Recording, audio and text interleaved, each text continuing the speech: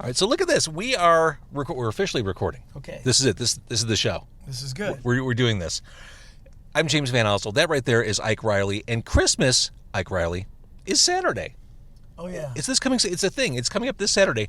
If you've procrastinated gifts, stocking stuffers, you can load up on Buona gift cards. When you buy $25 in gift cards, you get a $5 bonus card for free. And you can do that in-store or online, and maybe take that extra $5 card, give it to a mail person, maybe a friend from work. Keep it for yourself. A male, like a female or a male? Someone who delivers your mail from the United States Post. A post person. All right. A post person sounds like something that happens after the apocalypse. I thought you just wanted to give cards to men.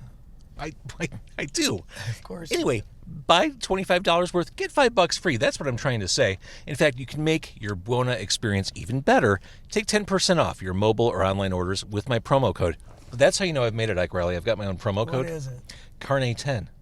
I am actually going to go get some cards after this. Carne10, 10% off your online or mobile order. And all that said, we're at a Buona. We're at the Buona in Mount Prospect, 861 East Rand Road in Mount Prospect. My guest, I said his name already, but let me add more context.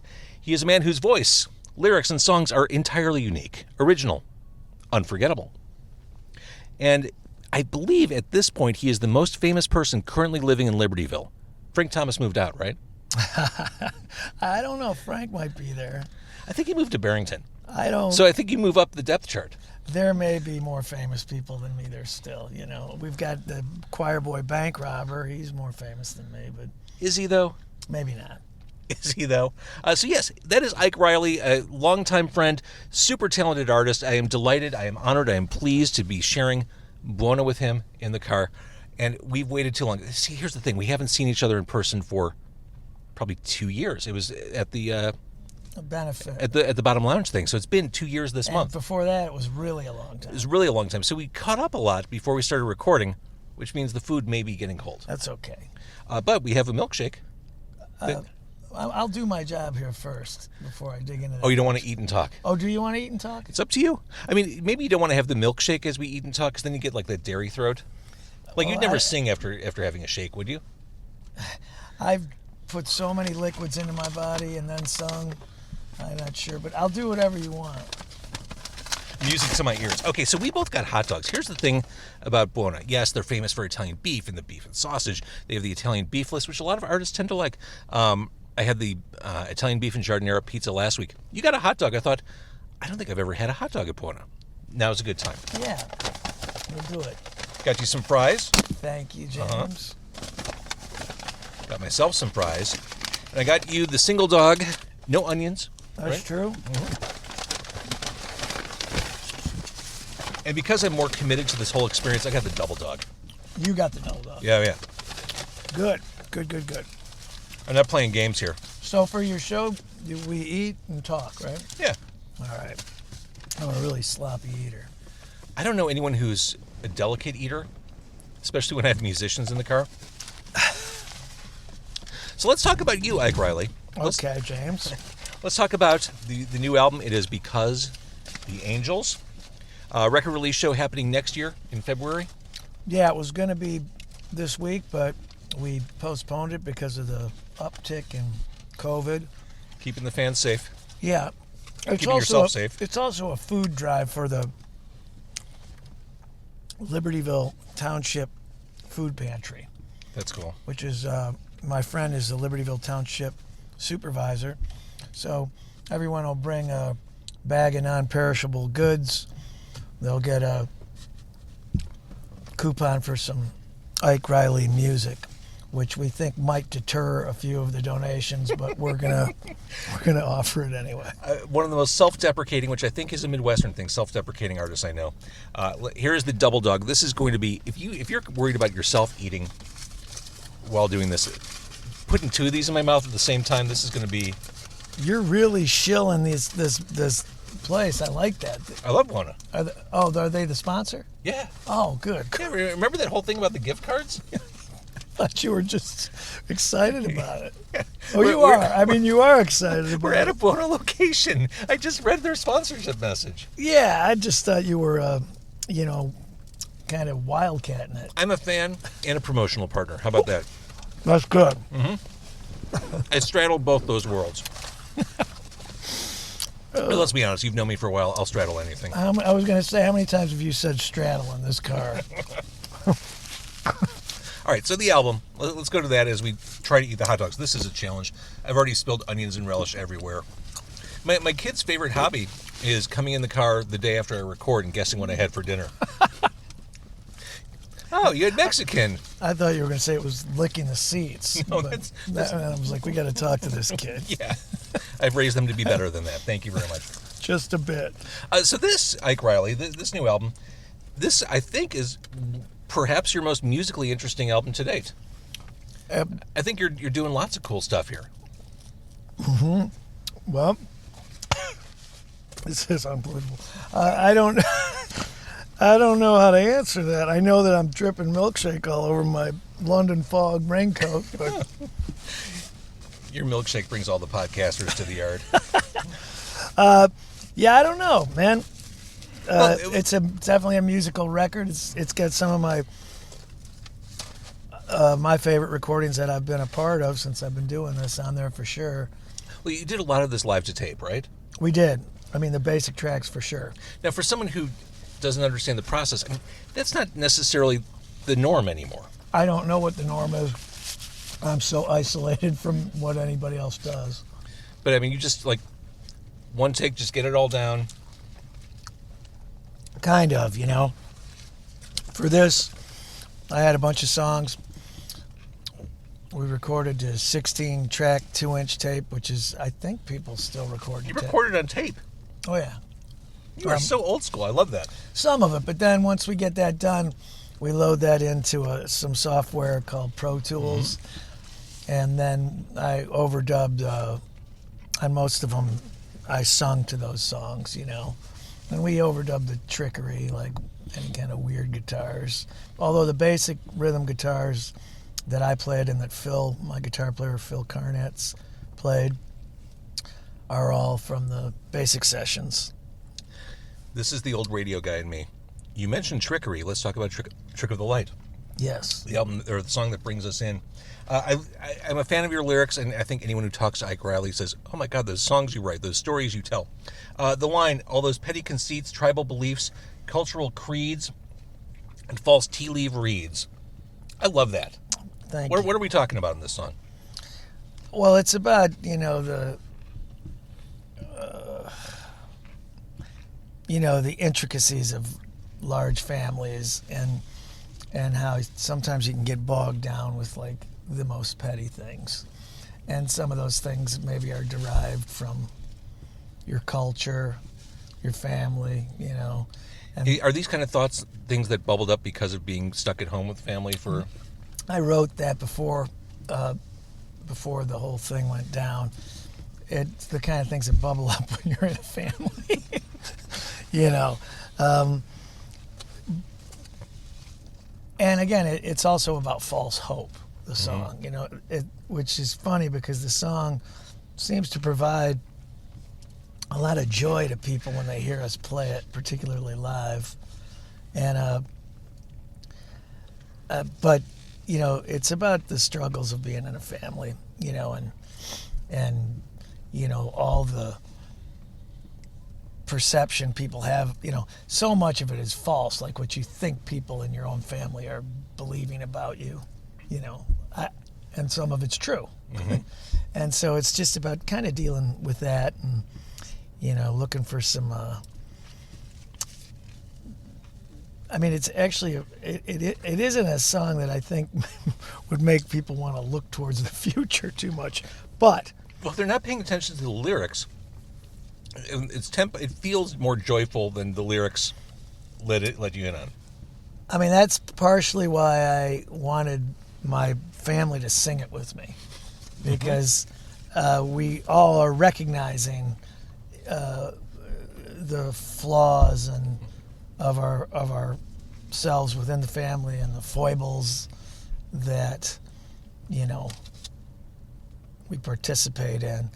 But when we sing it together, and if people don't know, the lead vocals are shared by my 3 sons and myself, and it's somewhat of a conversation, and but when we sing it, it's a riot and it's joyful, and we got all our shit right out on the table. I want to say, just so you don't feel weird, I'm chowing down on this entire hot dog because, as you know, when you start a hot dog, you can't just set it down for a minute. Well, I had to. Well, but then it becomes like beat the clock, because then the bun gets a little moist and it starts to fall apart, so you really have to eat it quickly before it all ends up on your lap. It's a race against time, Ike Reilly. I know it. So I was trying to just spew out some answers so you could get that hot dog down. Thank you. So with your kids, your sons, they're not kids,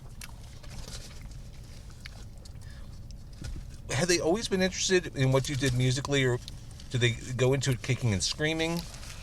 Was there a rebellious period where they weren't interested in music at all? No, they weren't. I mean, they were around. Everything that I did musically was done in our studio was in the house. Mm-hmm. People were coming in and out, musicians. They weren't like in bands or in band or any of that shit.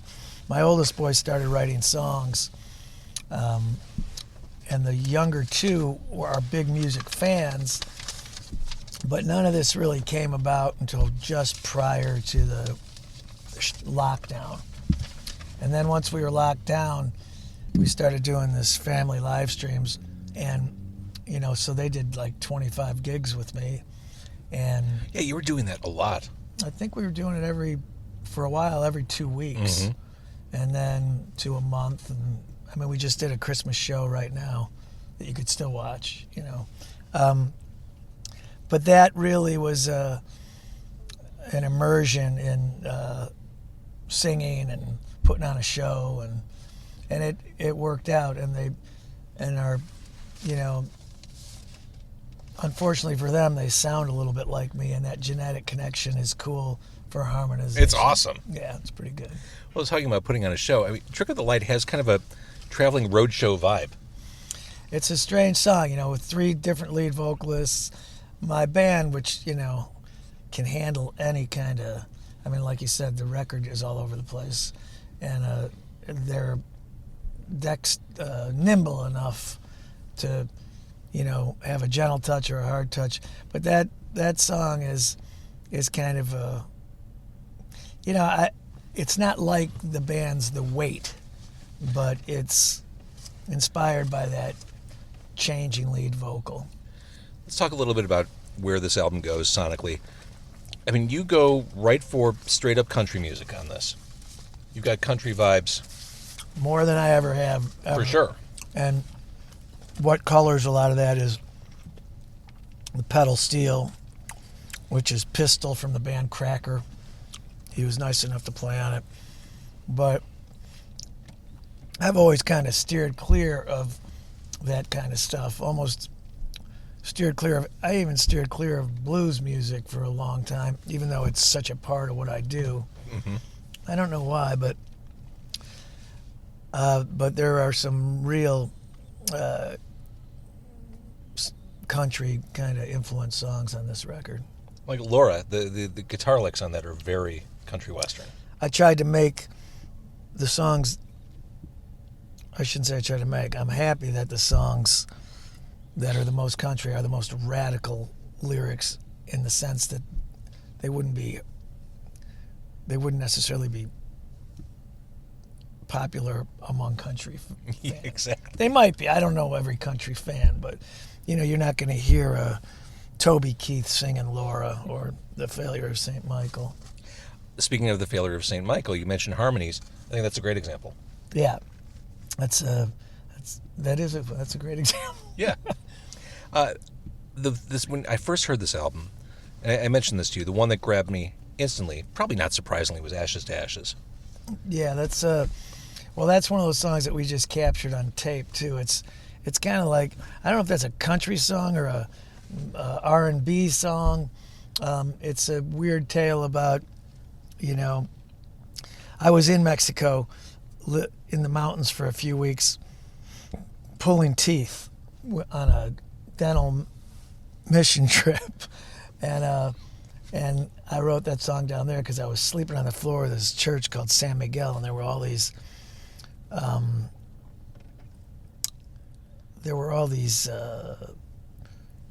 effigies of Jesus, like in glass caskets, and there was just so much of Mexican art, both secular and non-secular, deals with death, and which I'm a fan of the art. And so I did meet a girl down there, and I kind of built this song around our meeting.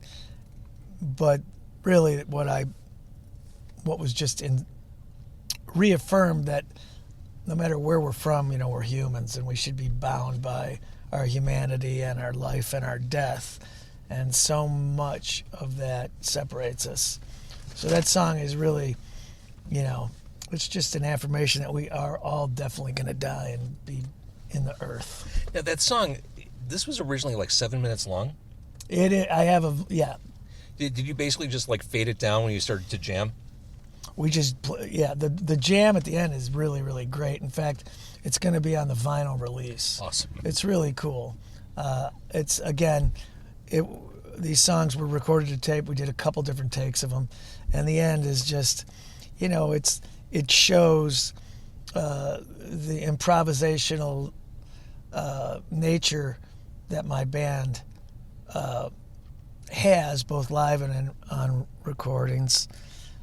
And it also shows that we have the confidence to do that. Just so many years of playing together and shows and recordings, and it's, in a way, it's got, we're all working from the same framework. We're all working from the same blueprint, but people are going off a little bit. To me, it sounds like it should be played during a car chase. Absolutely. Yeah. Well, it's got an edge to it, but it rocks. Yeah. It's got some tempo. Yep. And it's the groove is rock solid, man. It's pretty cool. So you mentioned pulling teeth in Mexico. The thing about Ike Reilly, I hate this metaphor, but talking to you is always like peeling back layers of the onion. I always find and learn new things when I talk to you, whether it's a life experience of being in Mexico. All that is to say, I wonder if you're bringing in a previous occupation. You talk about digging the grave and fuck the good old days. Used to be a grave digger. Is that a callback to the ghost of Ike Reilly past? Yeah, it's a part of, I worked at Ascension Cemetery for 7 summers, and it had an indelible impact on me. I was young. How could it not? I attended 200 funerals before I was probably 24. Now I wasn't an invited guest. I was in a gray uniform behind the pine tree, waiting for people to go to the Gale Street Inn so I could fill the grave in. But religion and my jobs have had they've colored what I've written about, like I assume they would for anybody. For sure. And we've talked about how interesting and diverse. This is a fucking gag cup, right? You got me the gag cup? Sorry. Yeah, you fell for it. Merry Christmas. Twice. And you know what? I'm not banking that it won't happen again. No, sorry about the London fog, but a high caliber coat like that, it can take it. I'll pick the trash up later. So we're talking about the diverse palette of sounds and styles that you pull from for this album. Does that sound pretentious enough? Yeah, keep it pretentious. Yeah. Okay. We're sitting in your car in a parking lot. Eating hot dogs. I think we can err on the side of pretension. Exactly. So we're talking about fuck the good old days.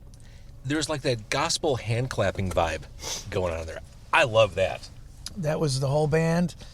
We laid a kick drum. The beat of the song is it's a kick drum, perfectly played by the great Dave Cotini, and perfectly recorded by another Italian, Dave Maratona, but it didn't have enough movement not to part. So that was an overdub we did to tape right there, all around some vintage mics up at Fat Studios, and that's hand claps. But Dave had some weird bag of shells too. I don't know what they were, but if you hear it, it's like, there's this little shaking going on because Dave had a bag of shells, and it's a really cool rhythm track. Super fun.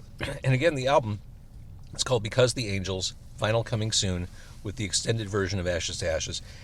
I wanted to talk about the last song on the album because Raquel Blue, this is kind of the song like you'd hear when the credits roll. This really is a fitting end to the album. It's a song we close our show to now also, and so we hadn't played, we went out and did 18 shows in November around the Midwest. And so Raquel Blue, you asked me earlier, about the record. This seems to be, it's my favorite recording that we've ever done. And that song, that recording of that song, and it's it's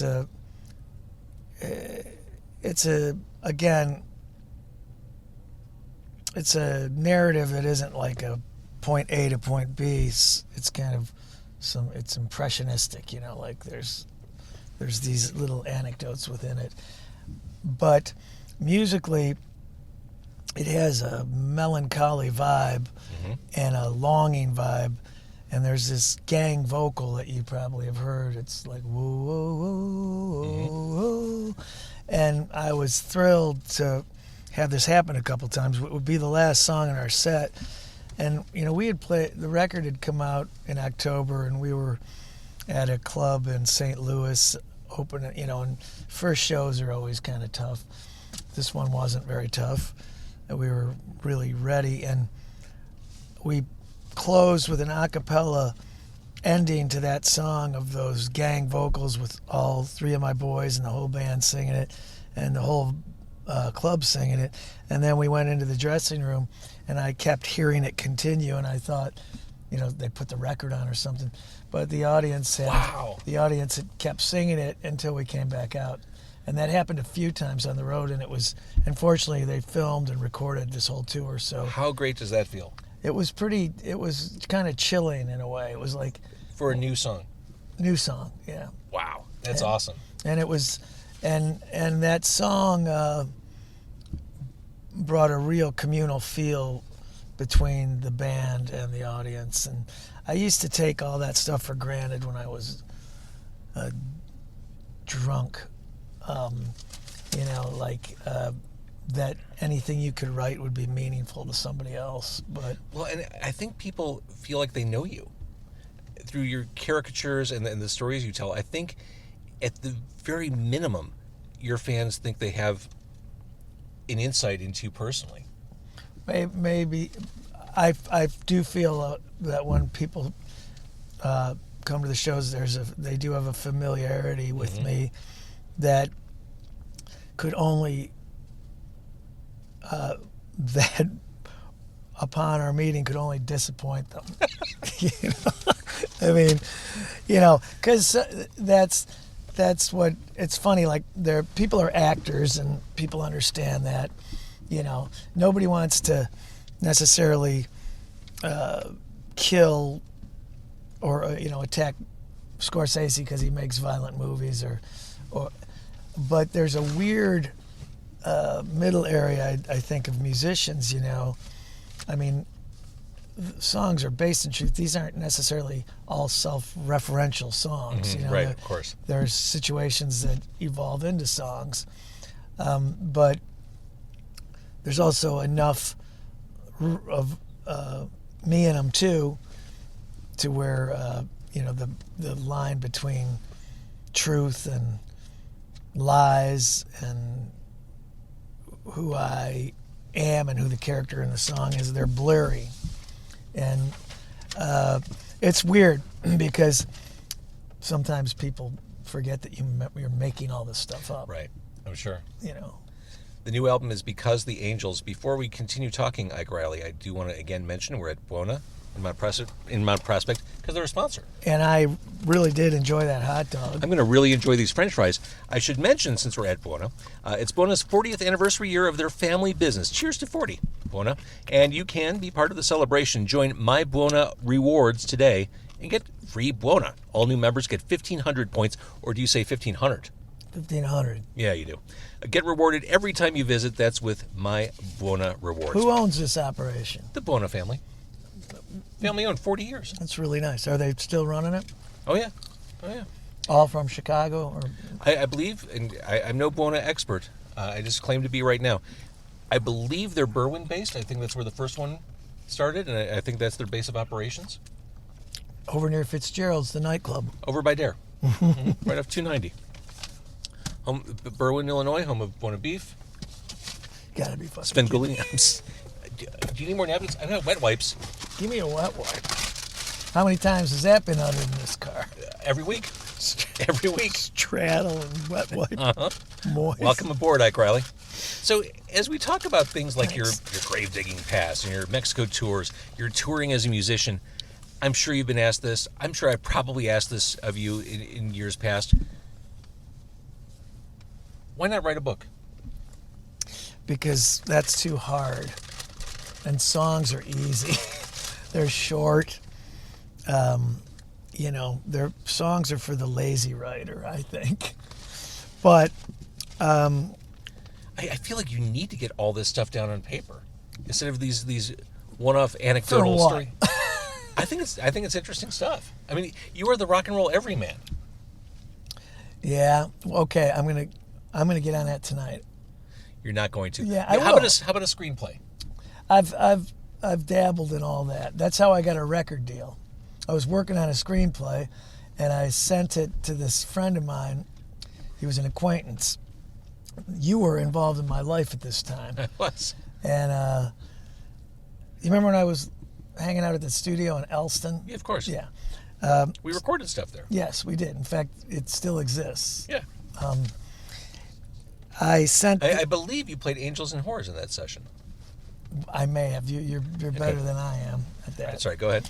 So I was working on this treatment, and I sent it to this guy, and he says he liked it, and then he said, "What else are you doing?" I said, "Oh, I've been fucking around with some songs," and he goes, "Could you send them to me?" And I said, "Yeah." And I sent him the demos, which were on for the first record. And so that was like Hip Hop Thighs. Hail, Hail, and he calls me back. I'll get you a fucking record deal. I said, "Oh, yeah, I've been doing this. I was already doing it for like 20 years. I was like, sure you will." Uh-huh. And his name was Daniel Nix. He's still a friend of mine. And sure enough, within a couple of weeks of, It was quick. he called me up. Well, a couple things fell through, but I didn't even have a band, and I was working with Ed Tinley, right, who I'd just gotten to know, and within a couple of weeks, I had all these record companies, sniffing around. I think DreamWorks or somebody offered me a deal, and I was like really like I was kind of shocked, and my wife and I remember we went out and I think we celebrated. And then, in typical fashion, like 2 weeks later, I actually got signed by a guy that was in the Dust Brothers, which are a production guy named Mike Simpson. He had done like Beck's record, and his famous first song was Tone Loc's Wild Thing. So, and he wanted to make a record with me. Then he called me and said, "Hey, they changed their mind." I'm like, that's what I thought was going to happen. Which really, after having your guard up for your whole life, you're like, all right, I'm fine, just writing songs. And so that was disappointing. And then Daniel Nix said, "Fuck them, don't worry about it." And then I wrote and recorded, Put a Little Love in It, and that song Kami Drives Nova. And he went back out like 4 months later, and everybody else came back. And I ended up signing with, the wrong people, but it doesn't. But it was funny. I'm just literally as obscure sitting, living in Libertyville, but most of my time was spent on Elston and Armitage. Oh yeah, for sure. And at the Riptide, but. So the album Salesmen and Racists, that was 20 years ago. Yep. Which 20 years ago this year. Yep. What have you learned since then? Oh, I learned you shouldn't waste a ton of time working. No, I shouldn't say it that way. If you waste a ton of time writing and recording songs, you shouldn't go out on tour and be drunk the whole time. That's one thing I learned. Two things is Lesson for the kids at home. Yeah, I mean, I put so much, I don't know if it was effort, but I put more care into the creation of the songs than the presentation of them live. I took for granted that people who heard the songs would be moved by them. I couldn't, I don't know if that's I don't really have like a self-esteem issue, but I was like, are you kidding me? People come to shows with lyrics tattooed on them, and instead of celebrating, I'd be like, what the fuck are you doing to your body? I'm like, you can't do that, because you can't change that. And people really did have? Many times. Wow. Yeah. Well, I still think, I haven't talked with you about that album in a very long time. I still think Crave is a minor Ike Reilly masterpiece. It's a cool production. I don't like the way I sung that version, but I really, that was a lot of the production. A lot of that record is Ed Tinley. I didn't know anything about recording at all, and he had worked with all sorts of people, and he was a guy that could play. He still can play. He's been involved on every record I've ever made. Mm-hmm. But yeah, that song has horns and has military drum beat, and it's a pretty song. It is. I don't ever play it, but I think I'm going to start. Oh, I'd love that. Yeah, it's cool.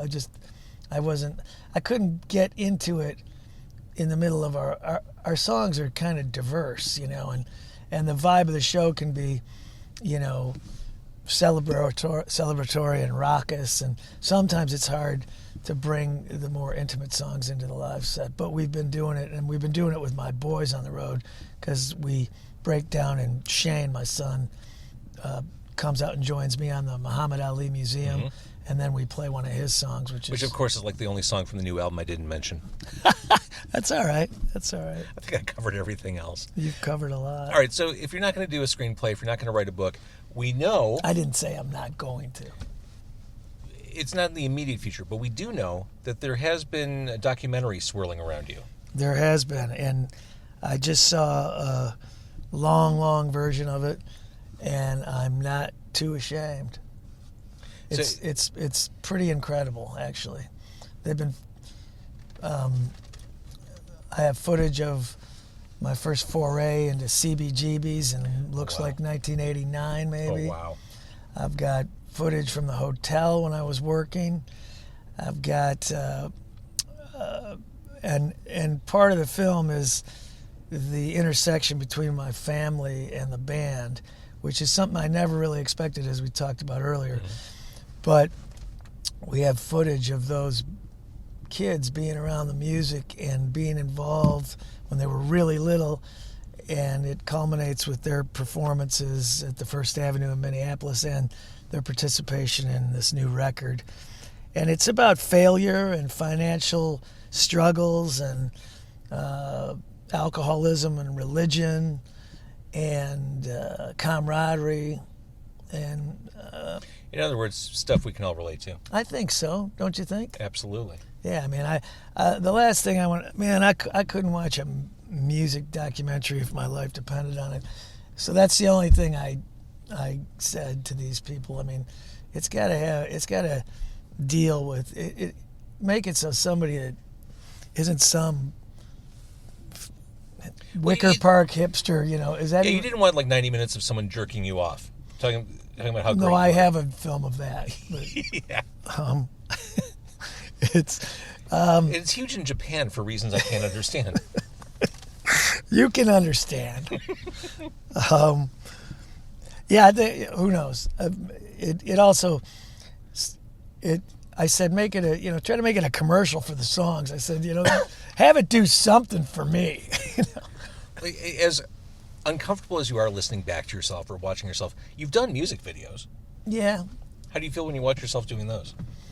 Usually I got some control over those, so I'm like, all right, that's not too bad. Okay. It's and I'm not, I'm not in Kirksville, Missouri on a Wednesday night in front of 90 people where I just did 20 shots of vodka and a Red Bull, took a hit of weed and went and played or something. I don't really regret. I do regret some of that, and that's what's interesting about watching this footage. You're like, oh my God. But don't you feel, with the benefit of being of the age you're at now, all that stuff, all the misdeeds, all the stuff you did when you were younger, they allowed you to be who you are now, and you're pretty happy with who you are now. I wasn't unhappy with who I was then. I'm unhappy with who I was then now. Got it. That's a fair distinction. I mean, I think when we talked about the inability for humans to dwell on their own death too long, their brain won't allow it. That was off the air, though. It was off the air. We got really deep. Yeah, but I think I have the inability to dwell on how much I hate myself for only, I can only dwell on it for like 3 or 4 days at a time. No, I'm kidding. So you are Ike Reilly. I'm glad we got to do this, because last time we talked, it was virtual. Oh, yeah. Was that the same show? Mm-hmm. Yeah, well, here's the deal. When the pandemic hit, I'd been in this podcast for 6+ years, and I thought, if I don't find a way to keep the podcast going, it's dead. Like, I've got to keep the podcast alive, because who knew how long it would be before I could emerge and start doing the podcast from the car again. So I started doing it nightly from home once the pandemic hit. Do you do one every night? Yeah. Every single night? Every weeknight, yeah. 5 nights a week? Yes. I must really be low on the totem pole if you... You were early in the pandemic. No, you take that back. You were early in the pandemic. But it served 2 purposes. One, it kept the podcast alive. I mean, this podcast could not be here now if I hadn't kept it aloft for as long as I did. You eat this food 5 nights a week? Well, no, when I did it virtually, I did it 5 nights a week. I do it in the car weekly. Okay, Oh, no, if I was thinking that's a lot of hot dogs. That's the only thing I was thinking. Here's the great thing about Buona, Ike Reilly. You could have a salad one night and soup the other night. I was going to order salad, but I didn't want you to ridicule me. The buffalo salad here is delicious. But the point is, one, the podcast needed to be kept alive, and that was why I did it nightly during the pandemic. Also, it gave me something to focus on. Knowing that the world was just this massive shit sandwich, I needed the distraction. It kept me connected with different people on a nightly basis. It kept me connected with an audience. It was just a way to keep my mind and social self engaged. I totally understand that, because that was the same thing that our live stream did for our family. I mean, there would have been a mass murder in our house. Police were called to Libertyville last night. 5, 6 Irish people, who we can't figure out who pulled the trigger, but they're all dead. Right. Described by neighbors as a charming family who you'd never expect to do something like this. Always. Yeah. All right, Ike Reilly, thank you. You got it, James. Love the new album. Love your music. Always have. I got to say, I've always appreciated your enthusiasm about all music, and I probably took you for granted, too, and I'm not anymore. Ike Reilly.